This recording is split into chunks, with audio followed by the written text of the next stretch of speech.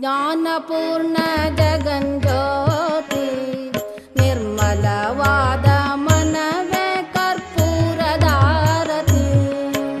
ಜ್ಞಾನಪೂರ್ಣ ಜಗಂಜ್ಯೋತಿ ನಿರ್ಮಲವಾದ ಮನವೇ ಕರ್ಪೂರದಾರತಿ.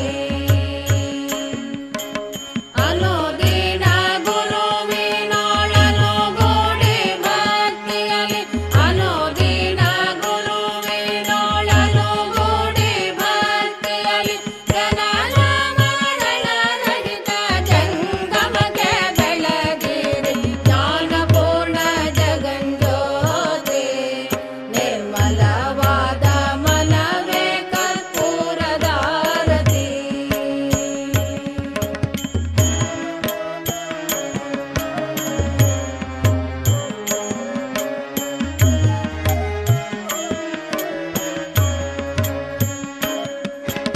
ನಾನೇನೆಂಬುದ ಬೇಡಿರೆ ಆಗುತ್ತೆ, ಆಮೇಲೆ ಹೇಳೋಣ. ಆ ಪ್ರಶ್ನೆಗೆ ಆಮೇಲೆ ಕೇಳೋಣ.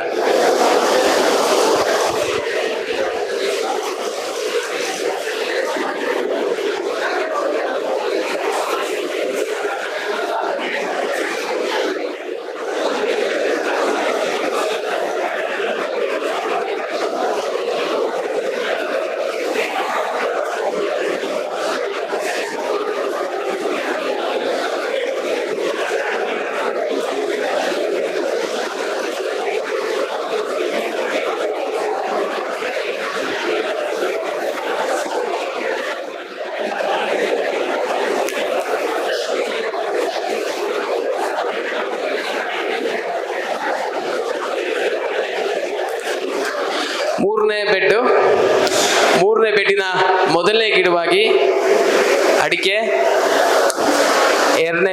ಮೂರನೇ ಬೆಡ್ಡಿನ ಎರಡನೇ ಗಿಡವಾಗಿ ಅಗಸೆ,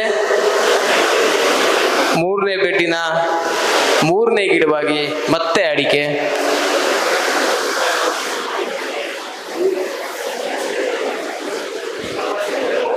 ಮೂರನೇ ಬೆಡ್ಡಿನ ನಾಲ್ಕನೇ ಗಿಡವಾಗಿ ಬಾಳೆ,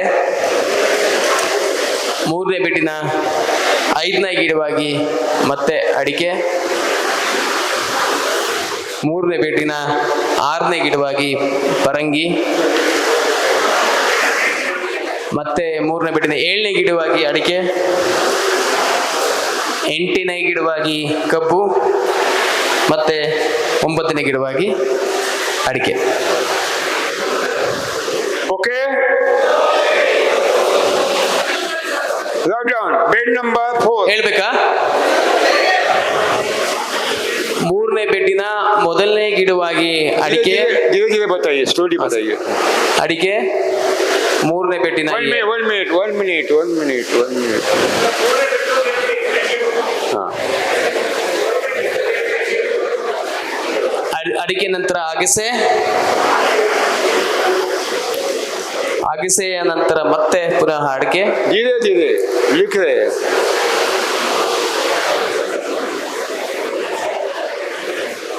ಅಡಿಕೆ ನಂತರ ಬಾಳೆ,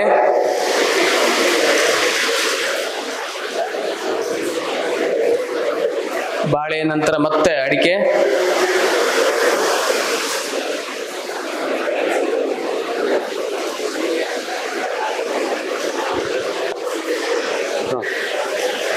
ಅಡಿಕೆಯ ನಂತರ ಮತ್ತೆ ಪರಂಗಿ ಆಫ್ ಆಗ್ತದೆ, ಪರಂಗಿಯ ನಂತರ ಮತ್ತೆ ಅಡಿಕೆ,